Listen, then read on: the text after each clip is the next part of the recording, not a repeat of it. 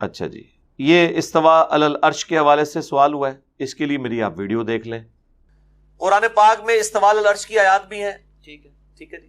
امام مالک کا قول ہے اللہ کا عرش پہ استوا معلوم ہے، کتاب الاعتقاد امام بیہقی کی کتاب میں انہوں نے نقل کیا ہے۔ استوا علی العرش معلوم ہے، کیفیت مجہول ہے، یعنی یہ اننون ہے، سوال کرنا بدعت ہے۔ یہ جو بال کی کھال اتارے چاہے حنفی ہو سلفی ہو، میں ان کو دونوں کو غلط سمجھتا ہوں۔ ہمارا موقف یہ ہے استوا علی العرش کے حوالے سے کہ قرآن میں جتنی آیات ہیں جو استوا علی العرش کی طرف اشارہ کرتی ہیں ان کے بارے میں بھی ہمارا یہی عقیدہ ہے کہ رحمان اپنے عرش پر ہے جیسا کہ اس کی شان کے لائق ہے، اور جتنی آیات سے معیت ثابت ہوتی ہے انسان کے ساتھ اللہ کی، ان کا معاملہ بھی یہ ہے کہ اللہ ہمارے ساتھ ہے جیسا کہ اس کی شان کے لائق ہے۔ اب اس کے آگے مزید گھسنا کہ علم کے ساتھ ہے، سمع کے ساتھ ہے، بصارت کے ساتھ ہے، اس تکلف میں پڑھنے کی ضرورت نہیں۔ یہ وہ تکلفات ہیں جن میں نہ نبی علیہ السلام پڑھے نہ صحابہ پڑھے۔ یہ علم الکلام کی فلسفیوں کی بحثیں ہیں جو بعد میں محدثین کے ہاں آئیں، اور اس کی وجہ سے پھر دو گروپ بن گئے ایکسٹریم، ایک طرف جہمیہ ہو گئے، ایک طرف مجسمہ ہو گئے۔ جہمیہ نے استواء علی العرش کا بھی تعویل کرنا شروع کر دی، انکار کرنا شروع کر دیا، اللہ کی جو صفات کی وہ باطل تعویلات شروع کر دیں، اور مجسمہ نے جو ہے وہ اس کو اس طرح پریزنٹ کرنا شروع کر دیا گویا کہ اللہ تعالیٰ بھی کوئی معاذ اللہ انسان کی طرح ہی ہے۔ تو یہ دو ایکسٹریمز ہیں۔ ان کی ماڈرن فارم اس وقت آپ کو اہل حدیث اور حنفی نظر آئیں گے، سب کو نہیں میں کہتا، لیکن جب آپس میں بحثیں کرتے ہیں وہ اسی طرح ہی کہتے ہوئے نظر آتے ہیں۔ اب حنفی دیکھ لیں، بڑی تعداد اس وقت بریلویوں کی ہے، لیکن اعلیٰ حضرت نے خود ترجمہ کیا ہے الرحمن علی العرش استوى، سورہ طٰہٰ کا، رحمان اپنے عرش پر مستوی ہوا، بریکٹ میں لکھا ہے جیسا کہ اس کی شان کے لائق ہے۔ یہی ہمارا عقیدہ ہے۔ اب سورۃ المجادلہ کی جو آیت کہ تم تین نہیں ہوتے، چوتھا تمہارا رب تمہارے ساتھ ہوتا ہے، تم پانچ نہیں ہوتے، چھٹا تمہارا رب تمہارے ساتھ ہوتا ہے، نہ اس سے کم نہ اس سے زیادہ، وہ تمہارے ساتھ ہوتا ہے تم جہاں کہیں پر بھی ہو، بس وہ ہمارے ساتھ ہے جیسا کہ اس کی شان کے لائق ہے۔ چونکہ اللہ تعالیٰ اس فزیکل ورلڈ کی چیز نہیں ہے، کیونکہ فزیکل ورلڈ تو مخلوق ہے، اللہ کیا ہے؟ خالق۔ خالق کو مخلوق سے الگ کرنے کا نام ہی توحید ہے۔ تو لہٰذا ہم کوئی ایسی مثالیں نہیں بیان کر سکتے، یعنی جب ہم کسی کو کہتے ہیں اللہ تعالیٰ ہمارے ساتھ ہے، نحن اقرب الیہ من حبل الورید، اللہ ہماری رگ جاں سے زیادہ ہمارے قریب ہے۔ اس طریقے سے سورۃ البقرہ میں ہے تم جہاں کہیں بھی رخ کرو اللہ ہی کا چہرہ پاؤ گے۔ تو اس طرح کی ساری باتوں پہ جو کٹر قسم کے سلفی ہیں، اہل حدیث ہیں، وہ کہتے ہیں جی اچھا جی اب یہ یہاں تو کوڑا بھی پڑا ہوا ہے، یہاں تو نالی بھی ہے، آپ کہہ رہے ہو اللہ تعالیٰ ہمارے ساتھ ہے تو یہاں پہ بھی ہے۔ اندازہ کریں۔ اب اسی طریقے سے ان سے بھی اگر سوال کیا جائے کہ تم جو کہتے ہو عرش کے اوپر ہے، تو عرش کدھر ہے؟ وہ کہیں گے اوپر۔ ہم کہیں گے جو آپ یہ اوپر اشارہ کر رہے ہیں نا، یہ یہاں پہ تو اوپر ہے، لیکن امریکہ میں یہ نیچے ہے۔ ہاں، یہاں پہ پاکستان ہے نا، یہاں سے جب ہم اوپر اشارہ کریں گے تو یہ ہو رہا ہے، اور امریکہ یہاں پہ ہے۔ یہاں پہ جو بندہ کھڑا ہوگا اس کا ساری اس طرف ہے، وہ اوپر اشارہ کرے گا تو یہ ہے۔ چول کوئی مارے تو چول کا جواب پھر سائنٹیفک ریالٹی نہ ہی دینا چاہیے نا، اور ادھر جو کھڑا ہے اس کا تو اوپر یہ ہے، اور جو ادھر کھڑا ہے اس کا اوپر یہ ہے، پھر اوپر ہر جگہ ہی ہو گیا نا۔ وہ کہیں گے جی اب اس چکر میں تو نہ ڈالے، تو تسی بھی تو اس چکر پہ ہو۔ اس لیے ہمارے والا موقف سب سے محتاط ہے۔ جی محدثین نے بحث کی ہے، سر محدثین جانے اور اللہ جانے۔ محدثین نے اگر اپنی رائے سے فلسفیانہ یا منطق پہ مبنی باتیں کی ہیں اور اس کی دلیل میں قرآن کی آیت اور صحابہ کا قول نہیں پیش کیا، صرف کورالریز بنائی ہیں، تو صرف انہیں کورالریز بنانے کا حق حاصل نہیں ہے، ہمیں بھی حاصل ہے، اور ہماری کورالری تو ان سے بہتر ہے کہ ہم اس بحث میں نہیں پڑھتے، کیونکہ ہمیں قرآن نے کیا فرمایا؟ لیس کمثلہ شیء وہو السمیع البصیر، اللہ کی مثل کوئی شے ہی نہیں۔ جب کوئی شے اس کی مثل ہی نہیں ہے تو میں کیسے اس کی مثالیں بیان کروں؟ مجھے کیا مجھے قیامت والے دن اللہ تعالیٰ یہ پوچھے گا کہ تو نے اس طرح کی ڈیٹیلز کیوں نہیں مانی؟ تو میں جواب دے سکتا ہوں کہ قرآن اور صحیح حدیث میں تو نہیں تھی، اور جو ان ڈیٹیلز میں پڑھے اور انہوں نے ہر حد پھلانگی، وہ کیا جواب دیں گے؟ یہی میں بریلویوں کو کہتا ہوں کہ مجھے اگر سپوز تمہارے نزدیک یا شیخ عبد القادر جیلانی کہنا جائز ہے، کیا اللہ تعالیٰ قیامت کے دن مجھے یہ گلہ کہہ سکتا ہے کہ تو نے یا عبد القادر جیلانی مدد کیوں نہیں کہا، صرف یا اللہ مدد کیوں کہا؟ اس میں تو کوئی گلہ بنتا ہی نہیں ہے اگر وہ جائز نکل آیا بقول ان کے۔ لیکن اگر یہ شرک ہے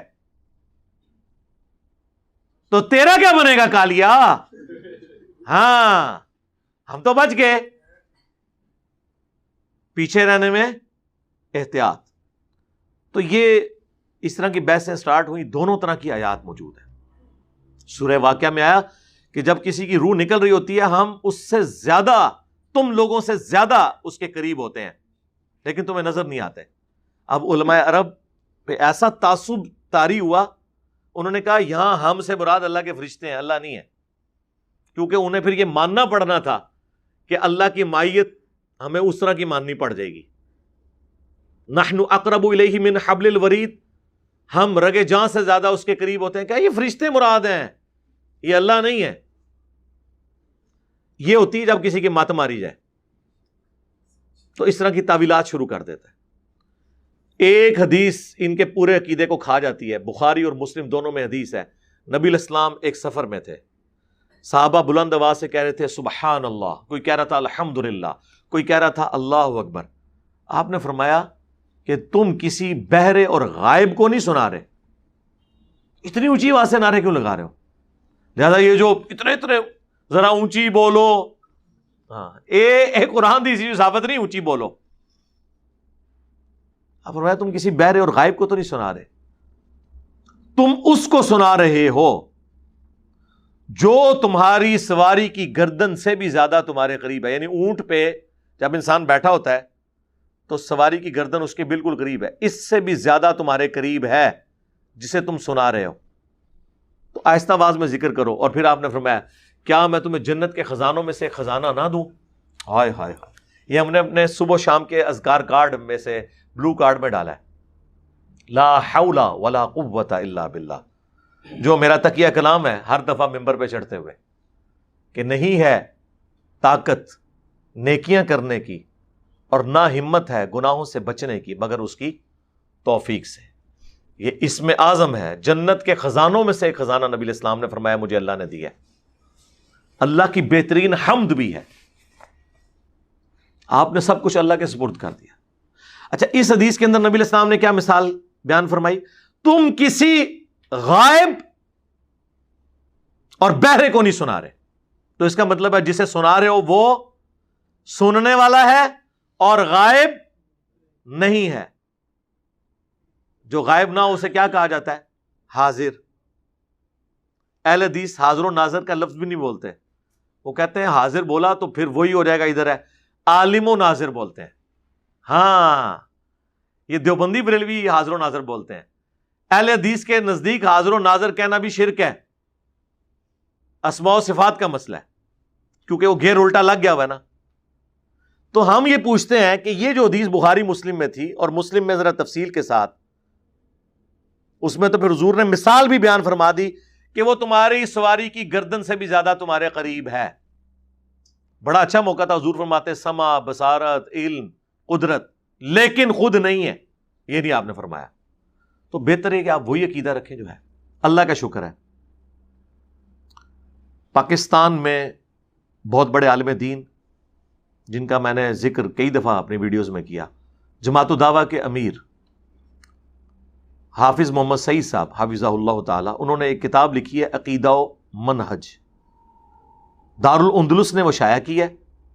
اس میں انہوں نے اسی ایشو کو، استواء العرش کو ڈسکس کیا، اور اس میں انہوں نے لکھا ہے کہ ہم اس تکلف میں نہیں پڑتے کہ اللہ کی مائیت ہمارے ساتھ کس طرح کی ہے، جیسا کہ اس کی شان کے لائق ہے۔ یہ انہوں نے سمجھے کہ اہل حدیث کا ایک جو پورا مسئلہ تھا نا، اسے پیسیفک اوشن میں جا کے پھینک دیا، جس کی گہرائی 10 کلومیٹر ہے، بحر الکاہل. اور یہ صرف وہ نہیں ہے، العثیمین جو مفتی اعظم تھے سعودیہ کے، انہوں نے بھی سیم الفاظ اپنے فتاویٰ کے اندر لکھے ہیں. ان کی بھی کتاب ہے عقیدہ اہل سنت، اس کے اندر. اور اس سے بھی بڑھ کر پاکستان میں سمجھتا ہوں قابل احترام میرے لیے بہت بڑی شخصیت ہے، جماعت الدعوہ کے، وہ سمجھ لیں پاکستان لیول کے محدث کہہ لیں یا مفسر کہہ لیں. انہوں نے تفسیر لکھی ہے قرآن حکیم کی کئی جلدوں کے اوپر، عبدالسلام بن محمد. انہوں نے بھی باقاعدہ سورۃ الحدید کی تفسیر میں سیم یہی الفاظ لکھے ہیں کہ ہم اس تکلف میں نہیں پڑھتے. تو میں یہ بہت بڑی کامیابی سمجھتا ہوں کہ 3 بڑے سلفی علماء نے یہ ایڈمٹ کر لیا ہے کہ اس مسئلے میں زیادہ گڑبڑ کرنے کی ضرورت نہیں ہے. ہمیں پتہ ہے کہ اس حوالے سے کلام موجود ہے. امام ترمذی نے بھی اس طرح کی باتوں کے اوپر کلام لکھا. وہ جامع ترمذی کے حوالے سے میں نے کئی دفعہ ویڈیوز میں دکھایا بھی ہے کہ وہ اسے علم قدرت ان چیزوں کے ساتھ کرتے ہیں. ٹھیک ہے، وہ اپنا عقیدہ رکھیں، ہم ان کے اوپر کوئی فتویٰ نہیں لگاتے. لیکن ہمیں دکھ اس وقت ہوتا ہے جب آپ لوگ ہم پہ فتویٰ لگاتے ہیں اور ہمیں مجبور کرتے ہیں کہ آپ یہ بھی کہیں. آپ کو اپنا عقیدہ مبارک، ہم تو ایک سٹیپ پیچھے ہیں نا، بڑے تنے ہوئے. ہم آپ کو تو کسی عقیدے کا پابند نہیں کر رہے، آپ کو صرف سمجھا رہے ہیں یہ ہمارا رائٹ ہے.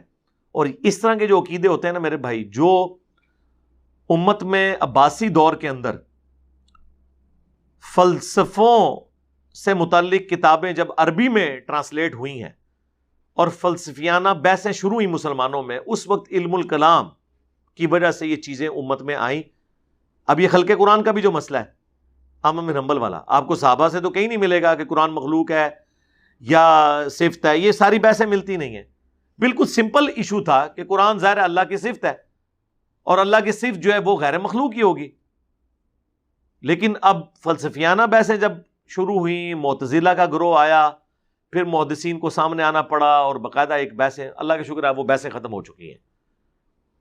اس طرح کی جو باریکیاں ہیں یہ اس زمانے میں تھی جب ہم دنیا میں حکمران تھے، پھر کرنے کو کام کوئی نہیں تھا، تو ہم پھر یہ اس طرح کھیلا کرتے تھے. جس طرح آج امریکہ نے حکمرانی حاصل کرنے کے بعد آپ کو پتا ہے ان کا بجٹ کس پہ لگ رہا ہے؟ ناسا کے اوپر.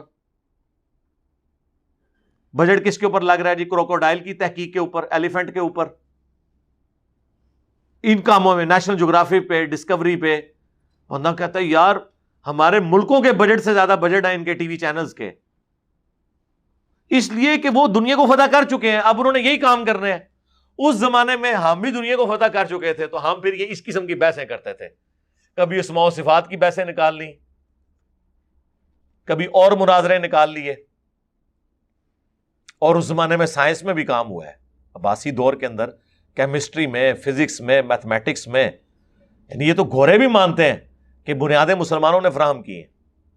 تو اس کا مطلب ہے کہ پیٹ میں روٹی ہو تو تب ہی دماغ میں تحقیق آتی ہے، یا پھر مولا علی والا زہد ہونا چاہیے،